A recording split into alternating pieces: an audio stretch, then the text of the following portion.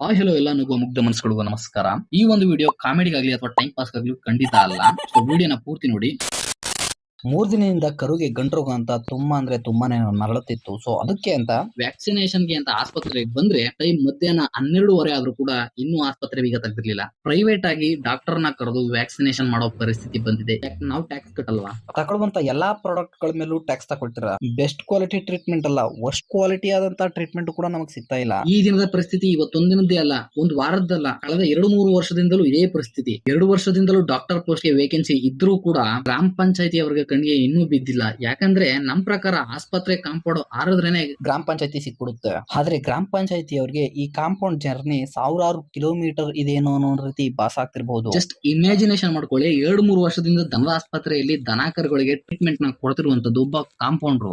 ಒಬ್ಬ ಕಾಂಪೌಂಡರ್ ಕೆಲಸ ಡಾಕ್ಟರ್ನ ಸಲಹೆ ಮೇಲೆ ಚಿಕಿತ್ಸೆಯನ್ನ ಕೊಡಬೇಕಾಗಿರುತ್ತೆ. ಆದ್ರೆ 2-3 ವರ್ಷದಿಂದ ಇಲ್ಲಿ ಡಾಕ್ಟರ್ ಇಲ್ಲ ಅಂದ್ರೆ ಯಾರ ಸಲಹೆ ಮೇಲೆ ದನ ಕರುಗಳಿಗೆ ಟ್ರೀಟ್ಮೆಂಟ್ ಅನ್ನ ಕೊಡ್ತಾ ಇದಾರೆ ಅಂತ ಅರ್ಥ ಆಗ್ತಾ ಇಲ್ಲ. ಕಳೆದ 2-3 ವರ್ಷದಲ್ಲಿ ಡಾಕ್ಟ್ರು ಮಾಯ ಆಗಿದ್ರೆ ಇದನ್ನ ಕಂಪ್ಲೇಂಟ್ ಮಾಡೋಣ ಅಂತ ಪಕ್ಕದಲ್ಲೇ ಇರುವಂತ ಗ್ರಾಮ ಪಂಚಾಯತಿಗೆ ಹೋದ್ರೆ ಪಿಡಿಒನೇ ಮಾಯ.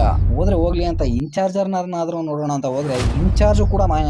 ನಾವ್ ಯಾವತ್ತು ಊರಿಂದ ಮಾಯ ಆಗ್ತೀವೋ ಗೊತ್ತಿಲ್ಲ. ಸೊ ಅಲ್ಲಿವರೆಗೂ ಶೇರ್ ಬಟನ್ ನಾ ಕುಕ್ಕಿ ಎಲ್ರಿಗೂ ಶೇರ್ ಮಾಡಿ. ಇದಕ್ಕೆ ಸಂಬಂಧಪಟ್ಟ ಅಧಿಕಾರಿಗಳಿಗೆ ತಲುಪುವವರೆಗೂ ಕೂಡ ಶೇರ್ ಮಾಡಿ.